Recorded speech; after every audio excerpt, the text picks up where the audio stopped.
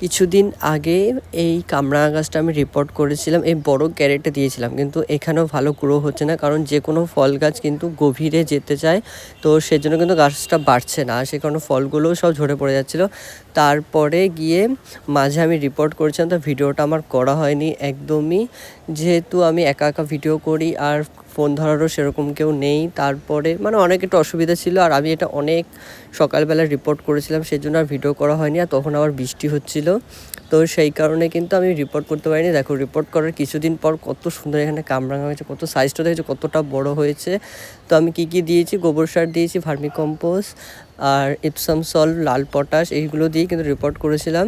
তো তারপরে কিন্তু ভালো গ্রোথ হচ্ছে। তো তারপর এখানে দেখো এই চেরি গাছটা আমি সেদিনকার রিপোর্ট করেছি, সেম প্রসেস, কোনো আমি ক্যামেরা করতে পারিনি। দেখো কত ফুল আসছে, যেহেতু একটা ছোটো বালতিতে ছিল, তোমরা তো আগের ভিডিওতে দেখেছো। আর দেখো এবার কিন্তু অনেক ফুল আসছে, আর এই ফুলগুলো কিন্তু ঝরে পড়বে না। আর তার সাথে দেখো আমার সবেদা গাছেও কত সুন্দর কড়ি আসছে, এখন কবে হবে জানি না। যেহেতু সবেদা গাছটা যে সময় বসেছিলাম তখন কিন্তু কোনো সার আমি দিতে পারিনি, সেই জন্য কিন্তু গাছটা মানে বড় হয়েছে ঠিক, কিন্তু আর সেভাবে ফলন ধরছে না।